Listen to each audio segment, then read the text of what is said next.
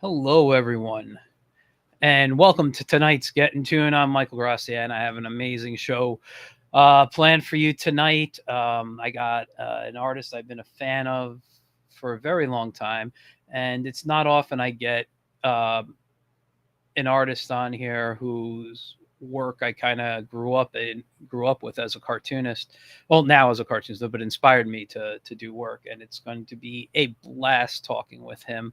But before we do that, you guys know the usual stuff. BoldVenturePress.com or Amazon.com, Zorro Swordplay and Romance. I'm sorry, this one's Zorro Exploits. Zorro Exploits, I have two stories illustrated in. Swordplay and Romance, which my copy is not near me right now, but you can look that up. I have one story illustrated in there. We can't forget about the Whimsical Whiz, the complete 2023 collection. And this is on Amazon as well. And the complete 2024 collection will be coming soon because it was the final um, collection for now. I stopped the Wiz, as you know. But at the same time, let's not forget akidinacomic.com, where you can read the Wiz and you can read a bunch of other great comics. I'm actually talking to a bunch of the artists right now and other creators, and we're gonna be bringing them on the show. We're gonna be talking. We're gonna have a great time. Also, and soon I'll be able to get you guys a link. But I recently did some illustration for a book that was published in Portuguese. And I'm waiting for my samples to come. When I get the samples, I will show them to you, and I should have them in a few weeks. And I will also have a link that if you speak Portuguese and read Portuguese, you'll be able to uh, get your copy of the book. And I'll get the title, I'll get everything for you. But yeah, I got some cool stuff coming up. Anyway, let's get to tonight's guest because I'm super excited. All right. Honestly, you guys know the name. If you've been a fan of comics for a long time, you know his work. He's the creator of Megaton Man. Let's bring on Don Simpson. Hello, Don. Hey, Michael. Nice to Hey, meet you. yeah, very nice to meet you. Thank you for coming on tonight. Are you doing some artwork while we chat tonight? I just finished up a little sketch here. Not a So how's problem. where are you at? I am in New York. I am outside of New York City, about a 15-minute drive in Westchester. I don't like Okay. to give the exact town out right now, but I'm in the Westchester County. It's about a 15-20 minute drive into New York City from where I am. So Okay. very centralized here. Yeah, no, it's and you're over, in Pennsylvania there, correct? I'm in Western Pennsylvania outside of Pittsburgh, nearly in the West Virginia northern panhandle. Okay, I and can get to Steubenville, Ohio faster than I can to Pittsburgh. I used to live closer to Pittsburgh, oh, but now I'm and you've out in the boonies. been out there for a while though, correct? Like in that This area. place only about a year and a few Okay, months. all right, So cool. And but you're still pumping out comics, which is great. So before we get into talking about specifically Megaton Man um, and your Kickstarter you got going on right now for it, which by the way is fantastic. I have already put my backing behind it, um, so I'm very excited to get my copy when it comes out. Um, I'd like to always start my show by talking to the artists about who who was like your inspirations. What did you read? What got you into wanting to make comics? well, I've been drawing since I was 5 years old, Hmm. which was 10 years ago. Um, and in those days, you had the moonshots in the '60s. I was born in 1961, and I can remember if you watch network television, they would have, obviously they couldn't have a camera in outer space, so they would show animations of the capsule coming back in through the atmosphere with the heat shield and all that kind of stuff. Mhm. And Walter Cronkite or some other anchor man would say that this was an artist's depiction. And and that was the first idea I had, that artists could visualize stuff that couldn't otherwise be seen. Mhm. And I remember in the kindergarten room we had reproductions of classical paintings on the wall and stuff like that. So I had some vague idea that an artist was this person who did this imaginative work and depicted things that couldn't be photographed. Yeah.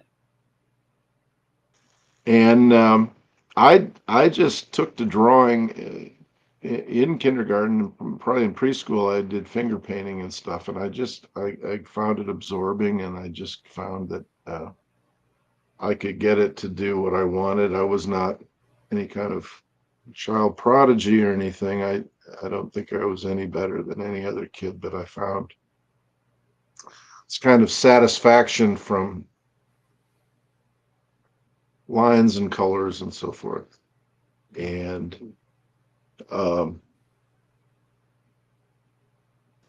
other kids would get frustrated. They would get frustrated with drawing very quickly, and they would want to go off and play kickball or play with blocks or something else.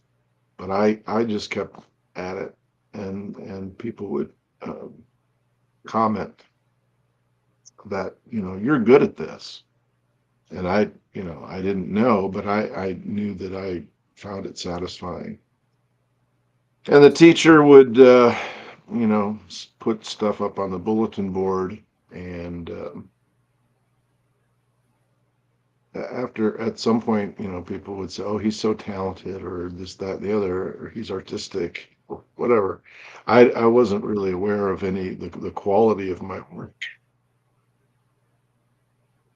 being the quality of my work wasn't that exceptional. It was just I just enjoyed it, and I just stuck with it, and I would get better little by little.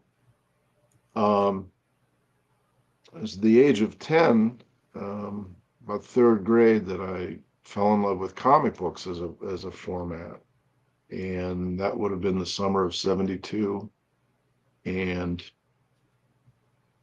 I quickly gravitated to Marvel Comics. Okay. And I noticed that they had credits.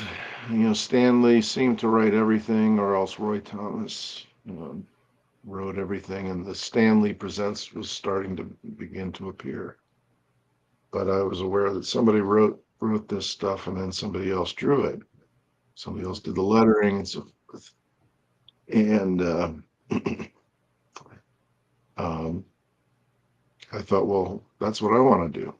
The grown-ups are doing this; their names are on it. So from the age of 10, that was my goal. That's great. I mean that it's always good when you know what you want to do. I was kind of the same way as a kid. I've been drawing, basically since I can hold a pencil. And it's funny. You have a nice kindergarten story. I have one that's just like stuck in my head as torture as a child, where we were studying. I remember this so well. We were studying dinosaurs, and they wanted us to draw a dinosaur on a folder. Like, they gave us a sheet of paper to fold in half, and this is going to be our folder. And I drew the best dino I could because I was such a Flintstones fan. And they told me that's not a dinosaur, and they said no, dinosaurs are scary and do this. And so they took my piece of paper and they folded it in half the other way, and they said, draw another dinosaur now. And so I drew Dino with like sharp teeth or something like that. They got mad at me again, and they're like, "You don't know what a dinosaur is," or something like that. And I was like, "Okay." And I went home and I continued drawing the Flintstones. You know, so, And Well, first grade, I did a dinosaur out of clay, and it probably didn't look much more sophisticated than Dino, except it had Stegosaurus plates on the back spine. I have it somewhere. My brother located it, wow. but I might have posted a photo online. Well, I'll have to But look. yeah, I think early encouragement and discouragement can be really crucial. And unfortunately, I hear even among students. For many years, I taught a workshop, and um, a number of people have had very negative experiences that took them quite a while to overcome into their adult years, and Yeah. then they finally decided to give it a try. But I didn't have that problem, so luckily I just kept at it, and I was just one of those kids that never stopped. Yeah. Yeah. I mean, I'll be honest, it's the same with me. I never let any discouragement. I had my first critique, and I'll never say who the artist was. My first critique, I was 16 years old, from a professional artist. I showed him my work. He tore me a new one. He just ripped me apart. And it was the first time I ever felt any kind of discouragement. Um, then I saw another artist a few tables away, and he explained to me just how some people in the industry see potential and want to knock it before you become good and could become competition for them. And so that's the way and then he gave me some advice and told me what I needed to do, and I worked at it. So by the time I was like, I mean, I've been working professionally since I was 18 years old, but in comics I've been working mostly in the indie world. Well, really in the indie world since I was like in my early 20s. So, I got to a level because I had one guy say, "You're terrible." Another guy say, "No, you're not. You just still need to learn." And it was just the way that the way people talk to you. I spent over 20 years teaching, and I know I sometimes had a reputation of being a tough teacher, but this is college level, and I'm trying to get my students. I'm preparing them for the real world, so sometimes I was a little tough, but you know, I always tried to be as encouraging as that guy I met when I was 16 years old, because to me that is the voice. But I'll tell you, the guy who knocked me, I met years later at New York Comic Con, and through a friend. They're like, "Oh, you got to meet Michael. He does these great things." And because I do a lot of silly cartoony stuff, the other guy can't do that. He could do superheroes amazingly, but he can't draw cartoony. And he loved my stuff. He follows me on social media, and every time I post something kind of cartoony, he likes it, or he'll make a comment or something. So, you know, I guess a little revenge or just a smile I get when I'm there, when I see that. Well, I just saw a message pop up. Yeah. J.E. Corrales. Yes. Hello there. Joe, Joe Corral. He's one of the contributors to my new project, and he's an educator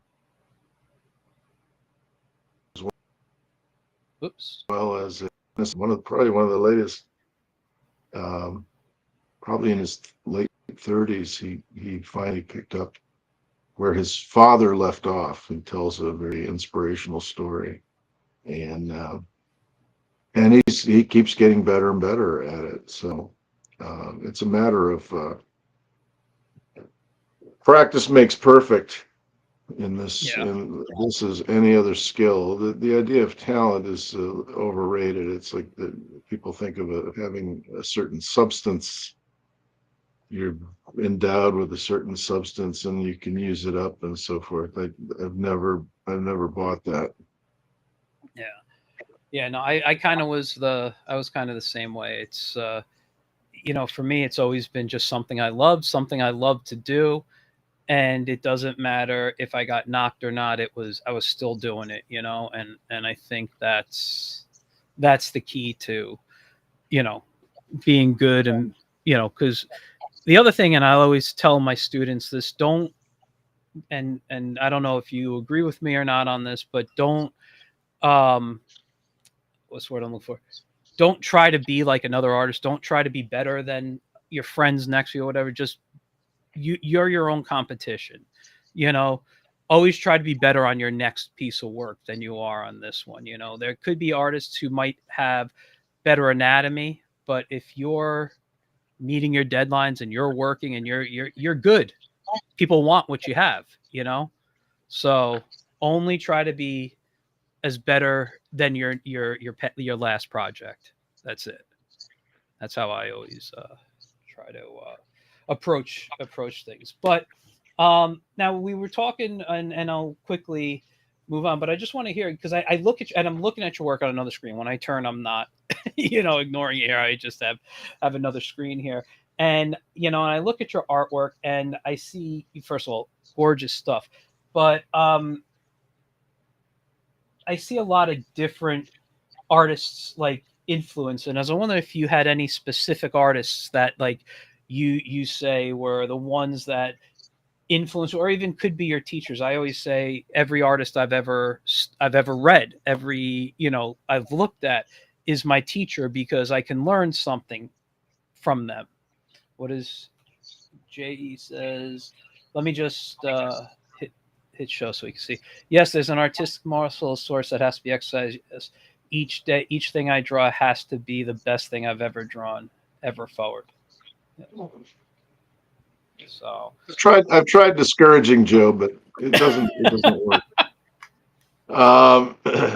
What artists do you see? What influences leap out at you like, God. oh, you're There's the discerning eye here. Well, when I We'll look put you at on the spot. oh, let me see if maybe I'll pull up a piece of, oh wait, I keep forgetting that keyboard's not working right now for some reason. Like, oh God, I see. I look at this one here, the the complete Megaton Man universe, volume 2, the '90s, and like I see some stuff that reminds me a little bit of like Joe Sinnott on here. I mean Joe Staten. I see some Mad Magazine artists. Can you put it on the screen? Yeah, I'm trying to open it up. It's giving me a little issue right now. Let me. I Open might be with. able to do it. Oh wait, no, there it is. Hold on, it opened in Clip Studio Paint. Let me. How's that? Is this the button? Probably. Share screen. That's what I want. Window right here. So, like, yeah, there's so many artists. I mean, and I think I don't remember the time he started. Again, I started collecting in the '80s. But some of the like this guy right here kind of has like a Mike Allred feel to it, a little bit. I mean, I see so many different people that and I studied more pencilers than inkers, so I got to be honest with you. When I look at stuff, I see more pencilers, but well, everybody would be.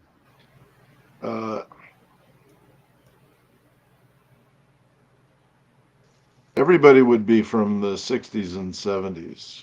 There would be Romita, John Buscema, Gil Kane, Jack Kirby, Joe Sinnott, some Jack Davis. That's the name. Mike Allred would be way too late. Way later. Yeah, no, I know. I just get that feeling looking at he and I are design. From almost the same generation. Joe Staten would also not really be a factor, but it reminds me of and maybe I'm getting him confused with Sinnott. But some of his like EC stuff that he did was not EC. Was that the company? no, he did stuff. Was it for Eclipse? I'm blank. I'm so bad. I have the books under my desk right now. I'd have to go look for them. But Will Muñoz? I'm sorry, I I'm don't know. blanking now. It's yeah, no, it's There's but yeah, also there's a lot of Marie Severin and mhm. Jack Davis in some of my more caricatural work. Uh, the Mad Magazine artists, some Ditko, Yeah. um, Gil Kane, I probably mentioned Gil Kane, already. and I do see that Gil. Baranko.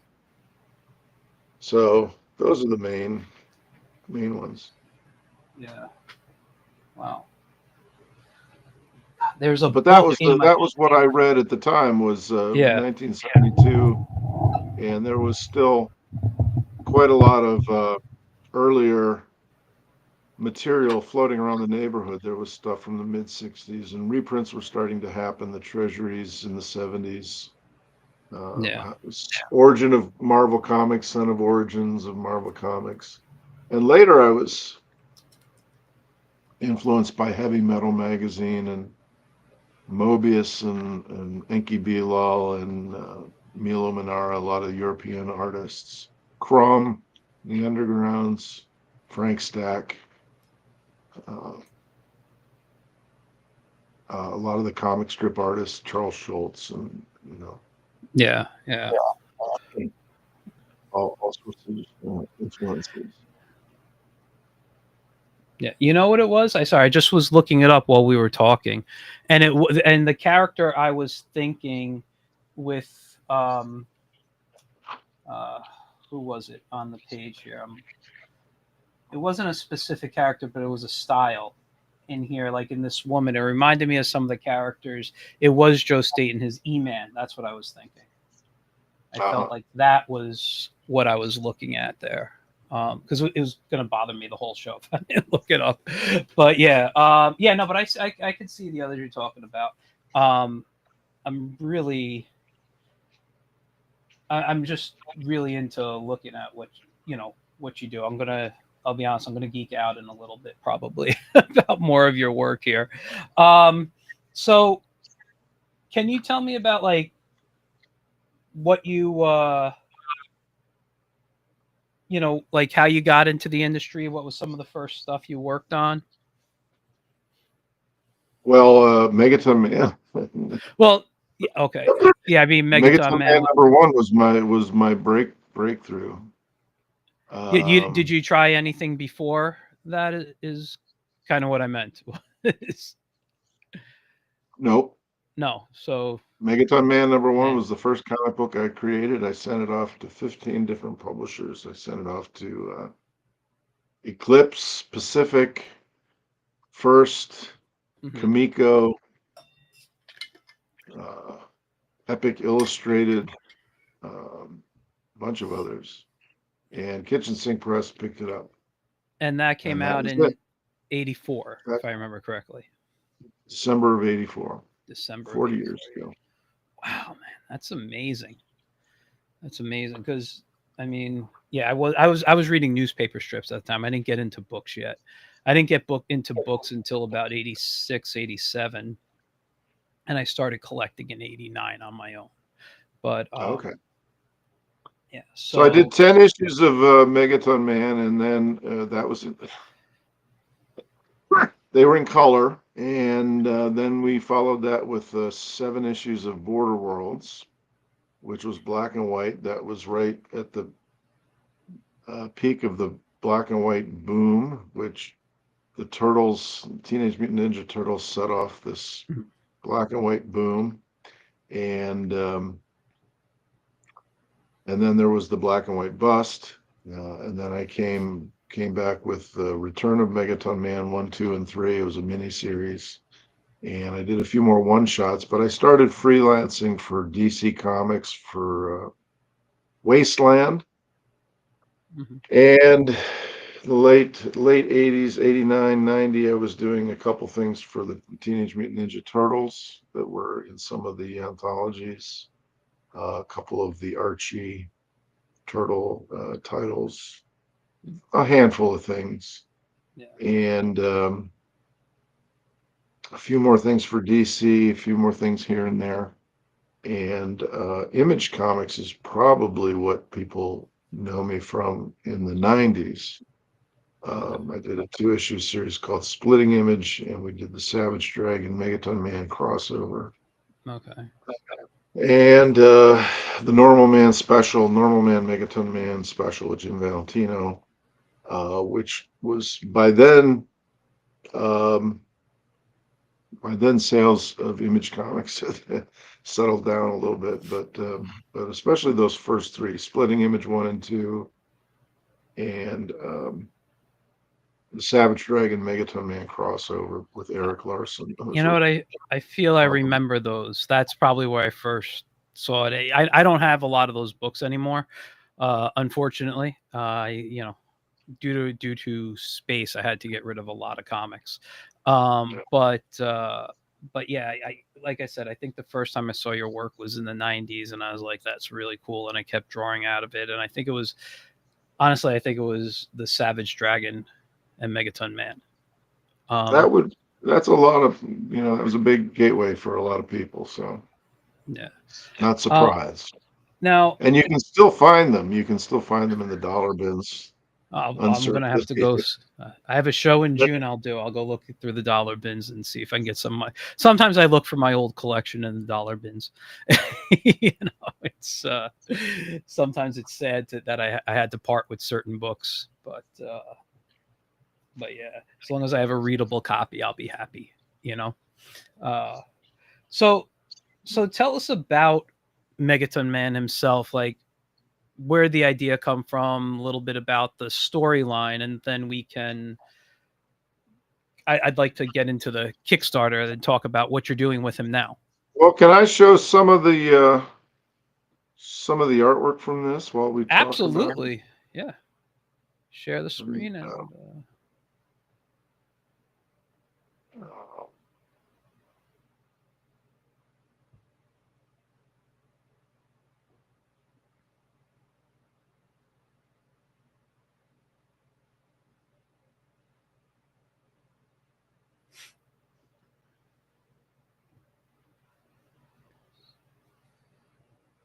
and while you're setting, I forgot to say hi to Dylan in the audience. Thanks for watching.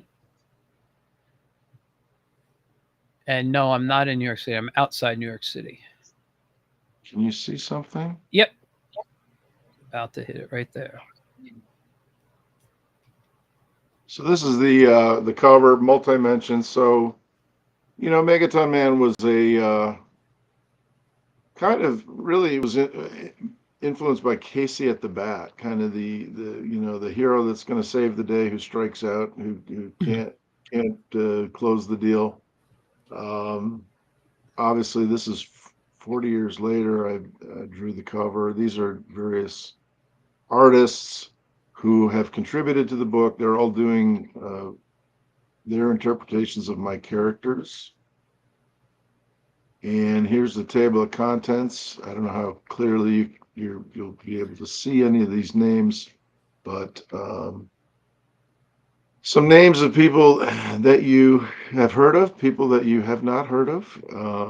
Bill Morrison. Mhm. He was the editor of Bongo Comics. He did a cartoon on the left, and so that's the frontispiece. Next up, we have Alan Davis. Maybe you've heard of him. He I did know the name. some Avengers and X-Men. Mhm.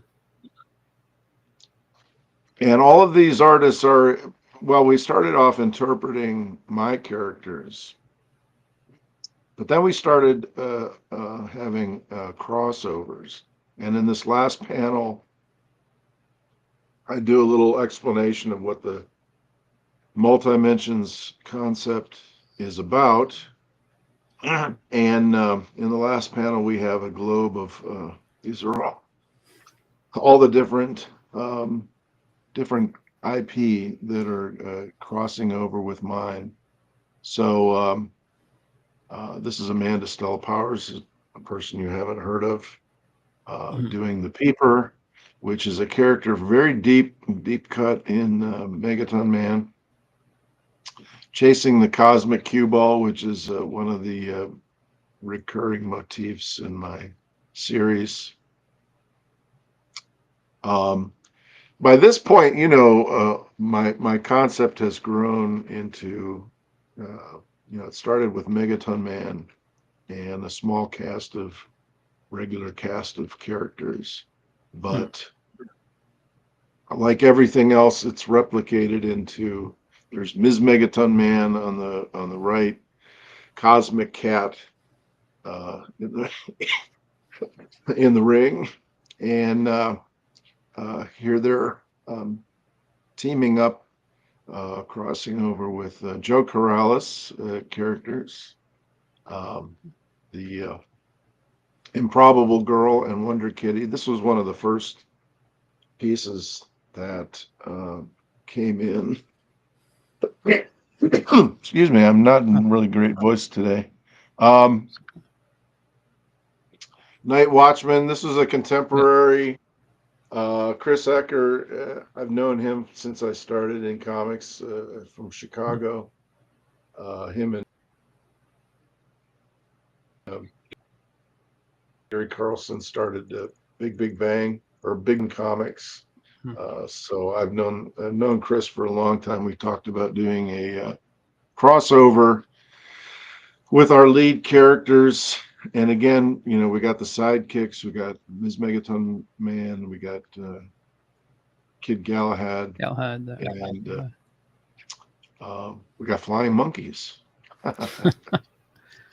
So yeah. Cowboy Gorilla is a more recent character. He's from the 90s. He's from late 80s. But my cast and my storyline has grown exponentially from a single character, and now we're crossing over with here's Jim Rod and Jared Catherine on the right, Pittsburgh fellow. He does Incrediman. He hasn't done too much that's really been in print, so he's hopefully this will boost his profile. And he was a cartoon kayfabe fan. Okay. From way back. So Crime Fighter. Yeah. A wrestling motif. So we ran into some trouble. The artist on the left, Milo Trent, we ran into some trouble with Kickstarter a couple weeks ago because Milo is from a country that is supposedly banned from doing business with the United States, namely Iran, and their algorithm caught my blurb, and the fact is that we really didn't have. There really is no reason to have an issue with it, but they were being overly cautious, and we cleared that up, and we got their approval finally. On the right is Amanda Stella Powers again. She did the Peeper story at the beginning. She also did the Golden Age Megaton Man. This is some of my lettering over top of her artwork. And are you hand letterer still, or are you use digital? Yeah, I do hand lettering. I did some work with fonts in this project just to expedite a few things, but Bob Arnellis is on the right, Primal Stories. Those are my logos and so forth, but I found this piece of artwork on DeviantArt, I believe, and got permission from Bob Gar to include it in the collection. We got Isaac Fisher on the lower left. My stuff is not important. I did my comic strip up at the top there. But Yeah. Isaac lives down in Peru. He's a Pittsburgher, and he put his child in to meet the son of Megaton Man. Yeah. Border Worlds was my science fiction saga, and I'm glad that John Burkett chose to tell an untold tale from the space station, and this is kind of like an aliens story. Christian Misi, who's big in the underground, he did Yarn Man and Megaton Man meeting his characters, the Turboverse, Turbo Hawk, and Lord Prometheus. Some of these, a lot of these IP were actually new to me. People approached me, they heard about the project, and they pitched ideas, and I've actually learned quite a bit about what's going on in the world of cartooning right now because of this project. Here's something you might have seen before: the Captain Action from the '60s. Mm-hmm. Got permission from the licensor, who's Ed Cato. I know from Ithacon comic book convention up in Ithaca, New York. He is one of a consortium of people who have the license for Captain Action. So we did a team up, and Steve Whistler and Milton Knight Jr. Milton Knight is a legend of animation. He's out there in Hollywood. Yeah, I know the name. So he did a piece calling back to Splitting Image with Brat Lifeguard. Bob Kroll doing, these are some of my original cast of characters: Pamela Jointly and Preston Percy, and the president, Harry Foster Lime, from the early issues. Another Hostess Twinkie ad that I did threw in there. Steve Steglin doing Yarn Man, Cosmic Cat meeting Bad Guy. He's a cartoonist in Charlotte, North Carolina. Does editorial cartoons in the alternative weekly there. Another Border World story with Tom Stazer, who was an '80s series Spaced. So I'm very happy that we have a couple of Border World stories in here as well. And Trish Ellis, Canadian. She's done a lot of children's books.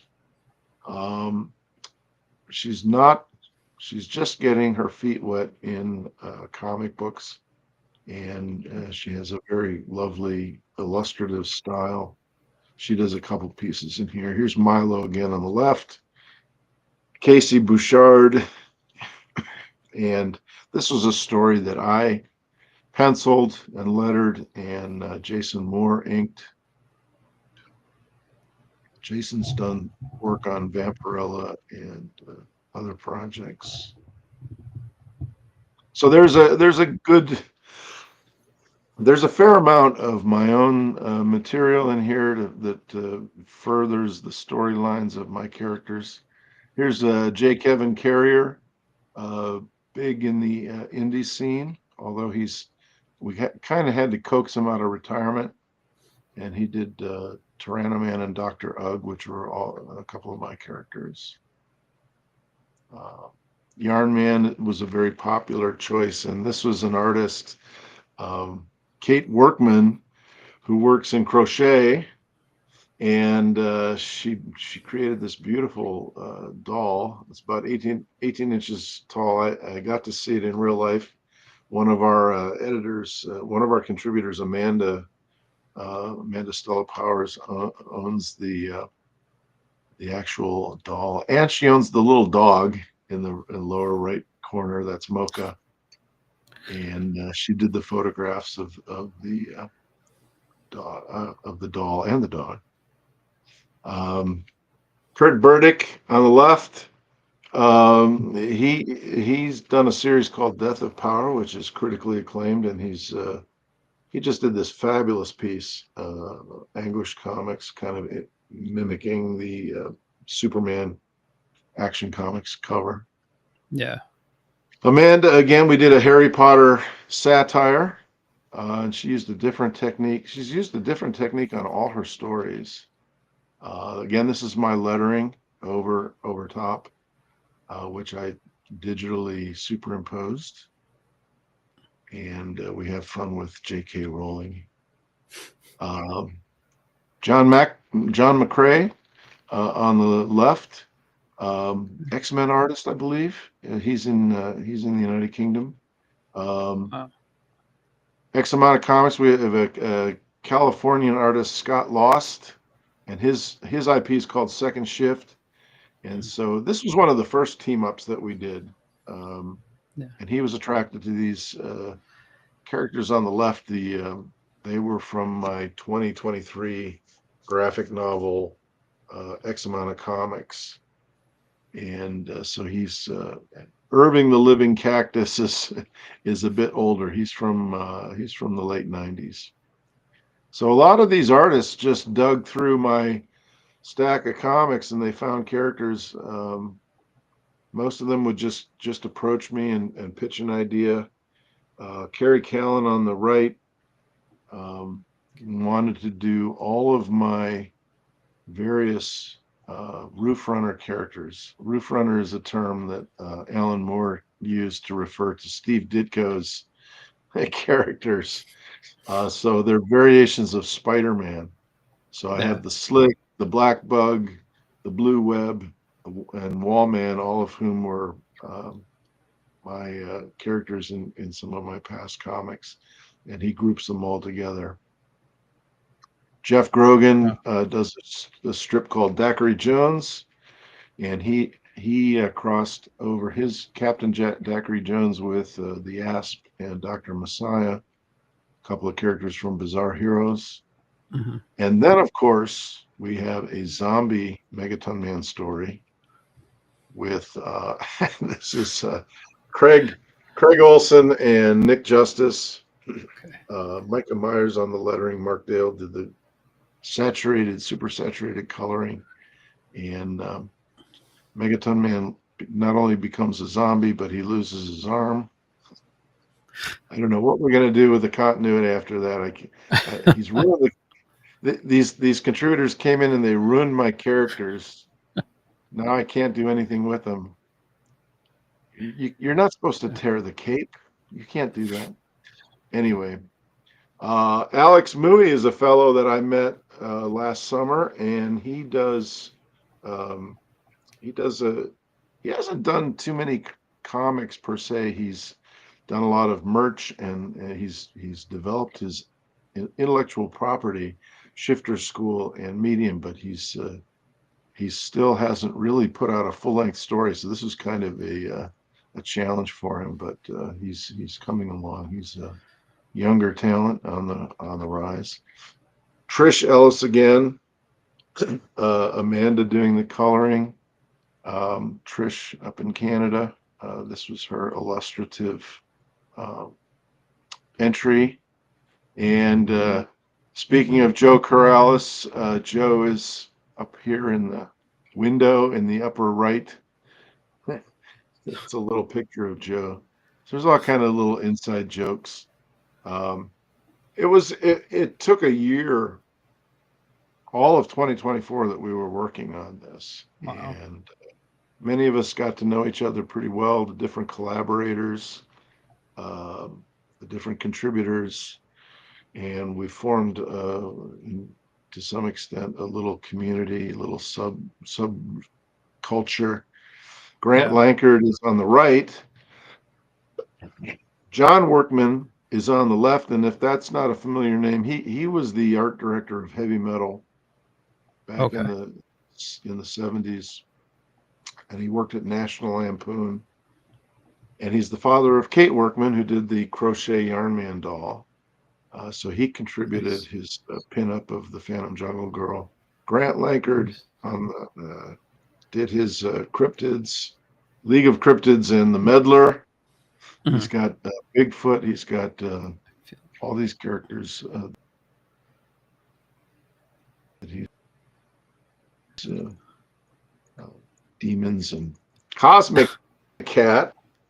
I have a character called Cosmic Cat with a K, and I met a fellow named Rick Lopez last summer, and he's got a character called Cosmic Cat with a C, so we had to do a crossover.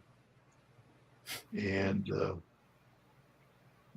Robert Krause in Ohio, I've known him since the '90s. He's been at shows. He's a creator of Shakon the Forever Man. He's had video games. He's had merch.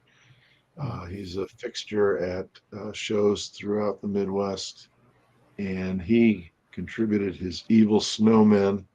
He does a series of like holiday greeting cards, and he's got Evil Snowmen. He's got Good Snowmen, and I asked him to do a team up with Yarn Man. Larry Martyr, Tales of the Bean World.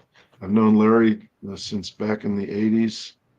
Bean World #1. I had when I met Larry, I actually was carrying around, quite by accident, I was carrying around his first issue, which I had bought at a comic book convention. I had tucked it in my portfolio, and when I met him, I actually he said, you probably never heard of me," and I said, "Wait a second," and I reached into my portfolio and pulled it out. And he did this sketch in 1988. This was actually a scan from my sketchbook that he did color pencil, and it turned out really beautiful. It's gonna reproduce very nicely. And that's his character Beanish, the little green bean riding the cosmic cue ball. So I thought that was like perfect for this project. Steve Bissett, Swamp Thing, Yeah. 1963. Steve Bissett's Tyrant, the dinosaur. Speaking of dinosaurs, Yeah. um, I had him draw a Flug. I had him draw my character Flug Thing in my sketchbook, so I scanned that and put some lettering on it and colored it, and so that's what that is. Mr. Monster, Michael T. Gilbert. We're actually going to do a kind of a micro sequel to this project. We're going to do a full length comic book team up. So that's what's on my drawing board right now is the Mr. Monster Megaton Man team up. Wow. Alliance of Champions. Max Hauser, another young guy. He's a writer, and he's teamed up with J.C. Grande. And this is not Megaton Man. This is Megaton Lad. When Megaton Man was just a boy, although he was Megaton Lad into his almost into his 30s. Uh, Long story, but anyway, he meets the Alliance of Champions, and he doesn't make the team. Now I got to tell you, this, I told you I already backed your Kickstarter, but if I hadn't, this would totally make me right now. I'm just enjoying this artwork so much that I cannot wait to read this book. Well, it's quite a variety, and I'm very, very fortunate that people had time on their hands. They were willing to do a page or 2 pages or 3 pages, in some cases 5 pages, and it's not like we promised them a lot of money. Yeah. So, but hopefully the Kickstarter will fund and we can pay them and they can get some copies and so forth, and get some exposure. But I'm very, very lucky that people had the time and were willing to take a gamble. Everything's finished. I mean, Yeah. this entire book is done. Ted Sikora on the left, his character, he did a series called Bloom with a character named Regina, and Violante the Undead. She's the woman in the red skirt on the left image. Milo Trent again. He's the Iranian artist. Dan Shaheen. They did a 2-pager. Okay. Phil Miller, who's just been nominated on the right, he's just been nominated for National Cartoonist Society Award. And this is Len Mihalovich's IP, Fantastic Fanboys. This takes place at a convention where all the cosplayers are dressed up like my characters or his characters. And Paul Smith on the right, X-Men artist from the 80s, a very popular guy. I found, and he just drew this, and I found it posted on the internet, and I asked him permission to use it. This was from 2017. Joe Miller, 3D artist, was one of my students when I taught at at a school here in Pittsburgh. He created a 3D model of Megaton Man. And George Broderick on the right, also nominated for a National Cartoonist Society award. He was a he was a collaborator of the late Chris Yambar. Chris wrote The Simpsons. He wrote for Marvel, DC, and he created a character called Mr. Beat, which was very popular in coffee houses back in the day. And he passed away a couple years ago. We got permission to have George do a little tribute. Of course, these are the Megaton mice. A little group of my characters that were in maybe 3 panels in one of my issues. Dr. Braindead. This is my artwork, and again, this is the inks of Jason Moore. So I penciled, and Dr. Braindead was literally only in 2 panels in the Megaton Man comics. So this is his big debut, really. And he's been chasing the cosmic cue ball through all of the Multimensions for decades. Steve Bissett's characters from 1963, and my characters on the left. And this was a 1980. The image on the right is a promo poster that I did in 1984 that was rejected, and I remastered it and colored it for today. The late Ed Pisker, little tribute to Pittsburgh cartoonist, and some of my characters. And then we have some other features and information. We have Steve Raplogel does a history of the past team-ups. So the Savage Dragon, Normal Man, crossover with the Tick, and this is a more recent Savage Dragon crossover. And a Tick tribute I did for a convention booklet last year. Matt Fizell, Cynical Man. I've known him since the 80s. He did a half page. Aaron McConnell, and some more of my filler material on the right. Bill McAvoy, Sideways.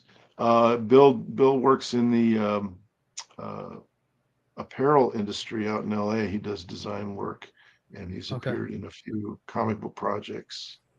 Some of my pinups in color, and some of the process rough sketches of different preliminaries and pencils and concepts from the artists, including Chris Ecker in the upper left, Nick Justice. We got Kurt Burdick, Kerry Callan, J. Kevin Carrier. And we have a feature. Scott Loss talks about his process. Oops, sorry. And then we go into the indicia and the copyright information. We have bios on all our creators, 60 contributors. Wow. To this thing. Everything's done. Everything is laid out.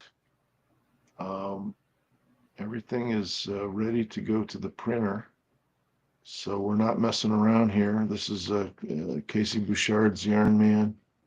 Some house ads for Cosmic Lion Productions, our publisher. You had Eli on talking about Big Bang and maybe Giant Size 63 and so forth. Mm. Len Mihailovich, John Burkett, Max Hauser. And one of the last pieces that came in was from Dean Haspiel on the right, page 199, Chest Face. He's an award-winning cartoonist. And some more house ads. This is my other project that's coming out almost the same time, the Complete Megaton Man Omnibus. A glossary of characters. If you don't know who any of my characters or any of the guest characters are, you've got an exhaustive concordance. And last but not least, Aaron McConnell contributes a 2-page spread, and the back cover is by the brothers Frame, Brendan and Brian Frame, who did they did Three Stooges and they did Al Capone Vampire Gangster or something. And they're doing a Captain Action team up with Al Capone, I believe. So that's how do I get out of my I could close share?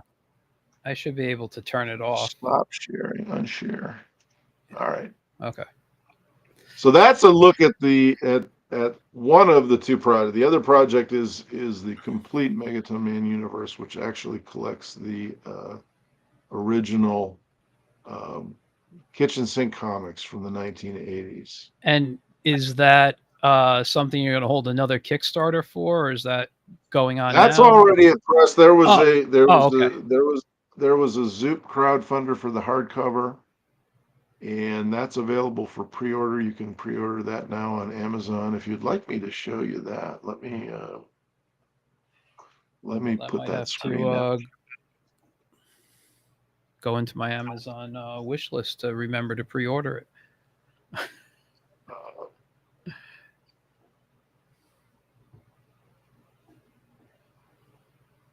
Oh, sorry. Give me 1 second. Can you see? What do you see?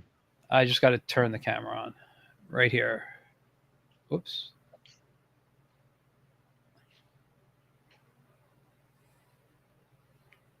Are you seeing? I'm seeing the title page. Not the cover, but title page. Yeah. Yeah, Megaton Man, Fantagraphics Underground. It's actually 2025. So the first volume is going to be 600 pages. Wow. It's going to start way back in 1983 when I did a little short story that was never published. And then Megaton Man #1. This was the original pitch cover. And so this was the character that started it all. This was the character, just a character and a skyline and a city and a frog and a banana peel. And this was the published cover. And it was my foothold into the industry. It was just, I was just making fun of superhero conventions, cliches, tropes, if you will. And Megaton Man meets the Megatropolis Quartet and the Time Turntable. What's interesting is that so many of these characters, even though they were pretty obvious parodies of different archetypal superhero characters that people would recognize, they quickly took on a life of their own. So Yarn Man very quickly became a very popular character. The See-Through Girl, Liquid Man. And so this is being reproduced from the original artwork. This is going to be a black and white 600-page production. And this is all from the first issue. Wow. Yeah, because when you said black and white and I'm watching, I remember you mentioned it was originally printed in color. So we're just going through the original line work here, the black and whites for the print then. And, you know, if you really want to look for influences, you can find some Neil Adams and some everything that I was looking at in those days, probably some Yeah. Will Eisner and so forth. I A was lot I of was zip. gonna say I was actually I found a few pages before the show online, Uh-huh. and I was looking because I wanted to see, like, could I recognize who you were referencing? And I mean, you know, um, when I hold on, I'll turn. Okay, like it, I was trying to see the artists from. Okay, obviously this came. You came out in '84. So, like you said, you grew up with comics in the '60s and '70s. So I was trying to see what artists from that era I could see influence, and I think I saw more the parody in there of the comics of that your uh, uh, the what is it, the mega, how do you say it, the Megatropolis, was it the Megatrop or the Megalopolis The quartet Megatropolis Quartet. quartet You'll notice uh, you'll notice that I find my own work to be a lot less interesting than my collaborators. I'm much more interested. I mean, I've seen that stuff. My old stuff is just my old stuff. It really bores me to tears. Uh, but what I really like about the collaborative project, the Multimensions, is that all these different artists are bringing their own interpretations to the characters, and yeah, that to me is interesting, and that's kind of reinvigorating, and it's kind of inspired me to do new stuff and so forth. But that's my old great. stuff just I it bores me to tears, so that's why I I only showed you a few minutes of that, No, I a few seconds understand. of that. I actually have something I'm planning to bring back next year, the book that I did in the '90s, actually. And I what's it called? I look at my old stuff, and I have no interest in looking at it. I'm more excited right now about all the, and you know what? It's honestly doing my show like this, talking to people like you and other guests I've had that have inspired me to, you know, I don't want to say draw more because I'm always drawing, but I stopped my weekly webcomic I was doing of the Wiz, and because I'm like, I want to tell more stories again. I want to do longer format comics again. So I in the '90s I had a book called Plunger Pup. It was about a dog who fought crime with a magic plunger, and it was a whole. And it was kind of, parody influenced. I was kind of making fun of other superheroes and storylines and whatnot, and after talking, I've kind of brought it into this own world. I've built this really great, like universe that I'm excited to start drawing and have fun with. But yeah, I'm. It was these other people that influenced me more to make more work, and like I said earlier, only be better than you were than your last project. So when I see my old Plunger Pup, I don't even want to look at it. It's I just want to see what I've been working on. Even then, once I'm done with it, I'm in my head, I'm done. It's over. You know, I don't want to look at it Hmm. again. So, but yeah, I mean, listen, do you mind if I put up the Kickstarter to share? Sure. All right, I want to talk about that because I am. First of all, you're almost there, so congratulations. Window Yeah, we're Kickstarter. coming along. Yeah. So this is your Kickstarter. Unfortunately, I can't play the video. It's a Mac issue with sound for some reason. The All right. audio doesn't play. But I mean, you're asking for 30,000, and you're at 26. Almost 26 and a half there. And I mean, you got 14 days to go. This has been up. Oh, hold on. I'm sorry. I lost some chat stuff. Uh, I missed a lot of chat. I am sorry. My thing did not scroll. J.E. Corral says, I just want to get to some of this. It's been a great experience despite the initial Kickstarter trouble, which was cleared up. I wanted to ask, actually, with the Kickstarter issue, did that, because your thing was taken, wasn't it taken down for a day or so? Or Well, what? we couldn't launch. You couldn't launch. Okay. We had Because, we had a launch party scheduled, and had to delay it 4 or 5 days. okay. But Because I thought, because the way it came out, it was after your Kickstarter started, like I didn't hear any of the news until like 4 or 5 days into it. So I thought it happened after the launch. I didn't Well, realize it happened before. it probably gave us a little bit of a boost at the beginning because it was just so insane. And once we got them to change their mind, we just went right for it, and we were picked up as a news story on a lot of different sites, and a lot of different podcasts wanted to interview us, and we've just been pumping away at it. So it probably got us. It probably kickstarted our Kickstart. Having Kickstarter reject our Kickstarter kickstarted our Kickstarter. So that's what happened. Yeah, it's So we're part of the way there. We're most of the yeah, way there. Hopefully, we'll close the gap. yeah, you got Uh, 2 weeks to go. I think you'll do it without an issue. I hope you do it because I really want my copy. Uh, so this is a really great. Now it's a excuse me, I believe a 216 page right there, treasury size. So it's 8.7 by 13 inches, which is a nice. It's an oversized, definitely oversized there. Um, you got all the people you were talking about in here, and a lot of this, the artwork is who you were showing. What I wanted to, I love this drawing so much right here. I really do. yeah, that's the Frame Brothers back cover, Yeah, um, and and they're going places. I think they're kind of underappreciated right at the moment, but because I would see them at shows and I could pick up their artwork fairly inexpensively. I think their prices are going to be going up now, so oh, I won't be able to afford them.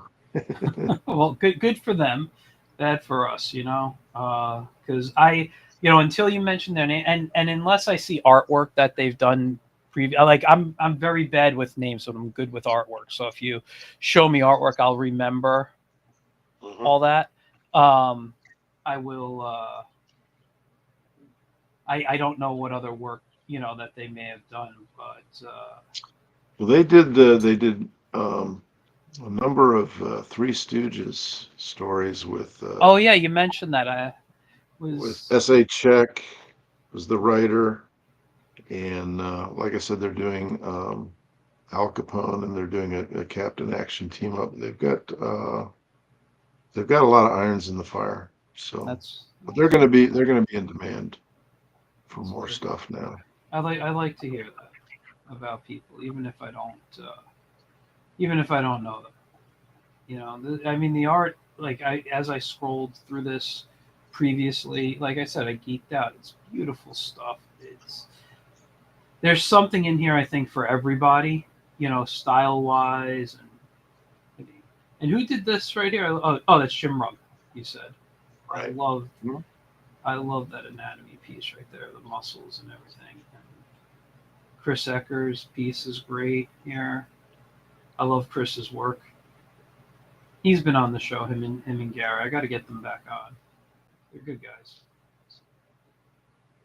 Yeah, this is gorgeous. But let's just take a look at what you're offering. Do you have it here at the bottom of this here, or um, sometimes I I don't know. think along the side, Just along the side. Yeah, some people have it at the bottom. Ooh, that is a really nice piece right there.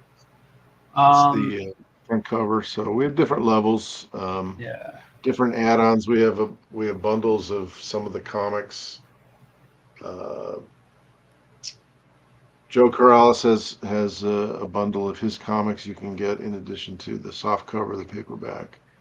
Um, Len Mihailovich has a bundle of his comics. With different prints. The Alan Davis image is going to be a 11 by 17 print autograph that you can purchase as an add-on or as a.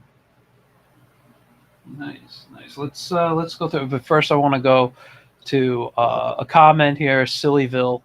Uh, Dave writes, "When I was 12, my brother told me the Stooges wrote all the Marx Brother movies, and my sister backed him up, so I believed it." Uh, that's pretty funny, man.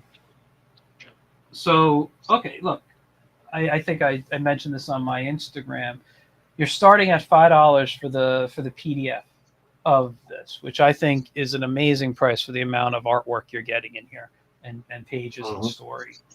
You know, hardcover, you're asking 55, and the PDF, great prices here. You got your retailer bundle, and you know what I got to say, whenever I see this, I'm very happy because I want to see stores do very well, and it's some people don't put store things for the stores in there. And I was talking to a friend of mine recently, and he was telling me how like 5-6 years ago there was like over 7,000 stores in America, and now we're under 2,000.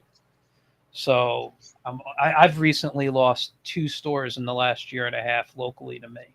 So I don't even have a local store. I can't even go out. Like I have to either go into New York City, drive into Jersey, or drive into Long Island to go to a comic shop. So no matter what I do, I have to pay a toll to buy comics and possibly pay for parking.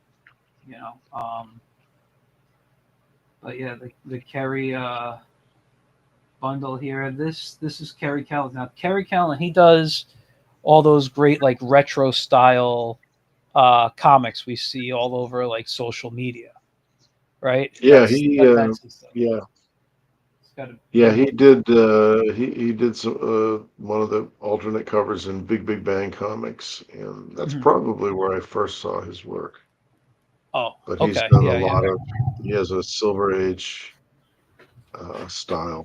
style. Yeah, very. I love it because I didn't know that was his work until I interviewed Eli for the Big Bang book. It was I knew Kerry's work. I didn't know it was Kerry until then. It was the Don Worry Be Happy bundle. So the PDF, yeah, and you have a poster too. So the poster's the cover here. That's great for 65. I mean, this is amazing here. The rug ties the room together. I love your little titles that you have set that you have here. These are great here. The Quantum Quest Quartet. Oh, wow, this is amazing stuff here. And then the Megaton Angel Investor. This is the big one. Okay, so you get everything really here, plus one of each of the posters and a 9x12 figure drawing from Don and oh, you get to zoom with you. That's cool. This is really cool stuff here. The back Well, cover. Eli Schwab is very experienced, and I wanted to work with somebody that had done crowdfunding. Yeah. Yeah. Have you done it personally yourself before working with Eli, or? No. The Zoop Fantagraphics thing was the first thing, and Okay. they were new.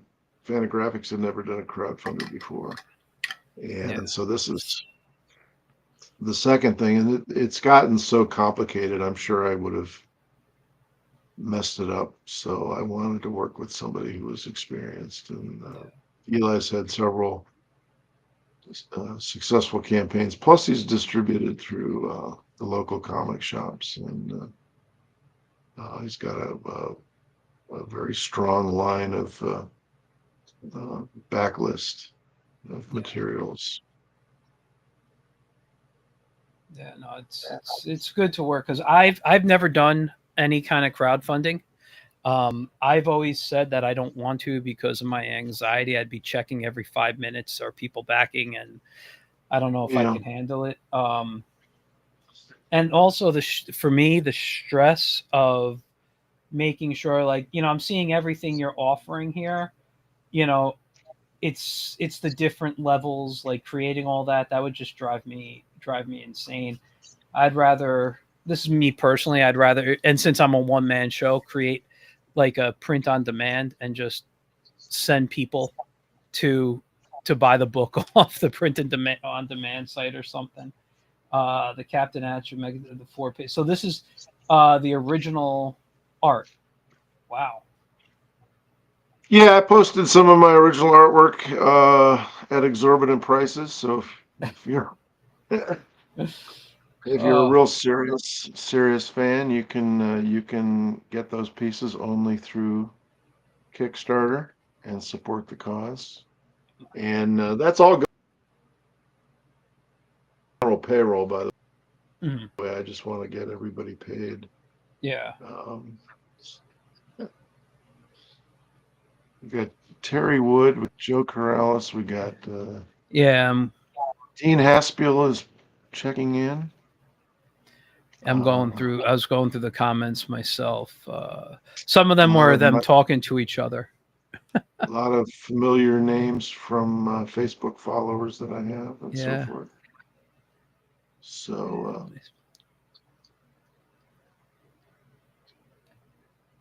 I do like here well, where Terry says Don is amazing. She but had to see.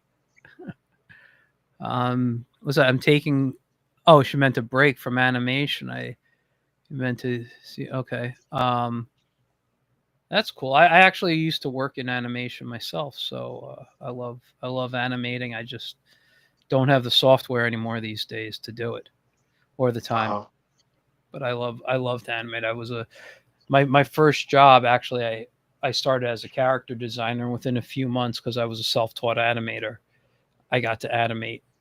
So she says, "Hi, Don." but one of the things I found out today was that 3 of our contributors are up for National Cartoonist Society awards, including Bill Morrison, Mhm. Phil Miller, who did the Fantastic Fanboys, and George Broderick Jr., who did the Mr. Beat. So Oh, congratulations to those yes. fellows. Congratulations to that. I'm not a member, uh, not yet. At least I got to still send in my application, but I follow a lot of stuff going on. I got a lot of friends, but I haven't had a chance to look at the nominations yet. So congratulations, guys. Always thrilled to see and hear that, and wish you guys a lot of luck. So, but yeah, I mean, But listen, I don't know what else to say. Go ahead. well, I was just gonna say, hopefully this project will shed some light on some worthwhile talent. Mhm. Uh, Joe Corrales has his little community of called the United Fanzine Organization. Um, Jim Rugg is pretty well known. Alan Davis is Mhm. pretty well known, but a lot of people are in have their own little followings, and hopefully we're all going to benefit from fans finding out about other cartoonists' work and through the miracle of the multimensions. Yeah.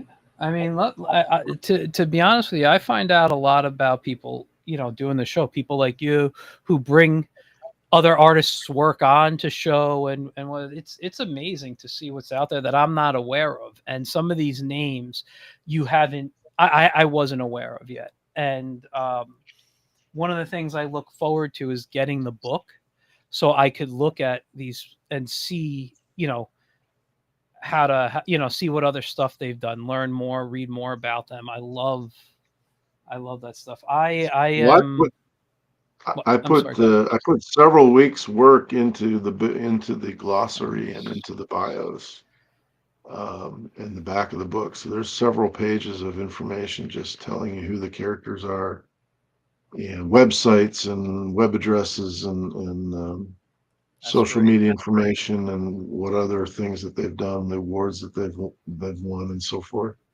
So this is really a resource that people will not just find out about my characters scattered over several different series and IP, but also these other creators and their uh, uh, their careers and their creations, and find out about their universes. So it's a true crossover of meeting of infinite worlds, the Yeah, no, that listen, multi-mentions. it's exactly, it's you know what it is, it's first of all, it's nice that you were able to do that for everybody and give people a chance to play in your playground, you know.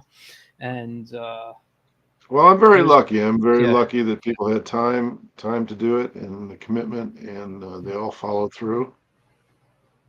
And there was a kind of peer pressure because they all saw the other names in the book, and then nobody wanted to look bad, and nobody wanted to hold up the show, so I didn't have to yell at anybody. So everybody turned in their stuff over the yeah. holidays, and we got everything colored, and so it's been a really gratifying experience. That's So, awesome. Michael, thank you so much for having me on your show, and wasting nearly Almost an 80 hour and a half. minutes of your time. Yeah. Um, Appreciate the exposure. Yeah, no, anything I can do to help here, and I will be promoting this more. You know, I do at the end of the month, if it's still going on, I do a I started doing, what do you call it, a crowdfunding evening. So I spend the night discussing things either I've backed, what I know people are backing, and other crowd, funding things um, I find interesting, that I think my audience would like. And the last 2 months, I've gone 2 hours talking about different crowdfunding. So because I don't just look at Kickstarter. I'm on Zoop, I'm on BackerKit, Indiegogo. I go to like all the different sites and I tell people, check it out because there are some really great things out there. And I love when I get to see, you know, specifically a creator that I've been a fan of putting stuff out there, still doing stuff. And I got to be honest, I'm a little upset I didn't know that this was going on. Otherwise, I would have probably pitched you, uh, a story with one of my characters. And Well, how did you hear about it? But probably from the Kickstarter I heard from rejection. no, I heard about it came up, whether it came up on Kickstarter first or I saw it on social media as like whether it was Instagram or Facebook, something told me, because I like I said, I didn't hear about the issue with Kickstarter until after it launched. And I backed it day one. My backing, the one I backed was, and I don't think you offer it now. I think it was an early bird special. It was a $35, the book and the soft cover book and the PDF. Okay. So I was either like opening weekend, if you will. It was like either the first or second day it came out. I backed it. So I was following it, and whether it was you or Eli posted maybe about it, because I do follow you on both Facebook and Instagram, although I don't think you use Instagram as much. Yeah, I'm rarely on Instagram. Yeah, that's the one I tend to use more. But Well, we got 2 weeks. We're at 88%. yeah, yeah, I We're will at be sharing 400 this out. 400 backers. 14 days to go, so hopefully we will have good news to report. I really hope so. This looks like something that would be, you know, it's going to be fun. And I tell people I use the word fun to describe almost everything. If I'm going to have a good time reading it, it could be an action story, it could be horror, it could be whatever it is. If I see something that I feel like I take it into the bedroom, a couch, wherever, and I'm just going to have fun while I have that book in my hand, then I know it's going to be good. And looking at all the artwork you showed, looking at all the contributors, different things, and just knowing my love of the character in general, um, I'm gonna have a real good time with this. Well, thank you, Michael. It's nice meeting you, It was and very nice meeting you too. we'll talk again soon. I All hope right? so. Yep, you're welcome back anytime, man. All right. So long. All right, Good I night, will see you everybody. later. Thank you. Good night. Good night. I'm just gonna drop you backstage. All right. All right. I'm gonna do my wrap up. All right, guys. So, everyone, that was a great time. Um, next, next week, what's the date next week? Oh, next week, I might be doing something different on the show. I have a guest plan, but they may have to cancel due to possible scheduling conflict. They'll let me know. Um, if I don't have to cancel, we'll have a really great guest. So look out for the ad. If they have to cancel, I have something else set up and really fun planned. Anyway, with that, guys, you know, to follow me on YouTube here, or Twitch, Instagram, every place you can find me at Michael Gracia, except Twitch. That's ToonMaker76, TONE Maker 76, and yeah, I'll be talking about some really interesting work of mine very soon. I can't wait to show it off. And this weekend I probably won't stream because it is Mother's Day weekend, and I got a mother, you know, so I'll be I'll be with her and my mother-in-law on Sunday. And so yeah, I probably won't stream on Sunday like I've been doing lately, guys. All right, with that, I will see you all later. You have a great rest of your day, and I'll talk to you soon.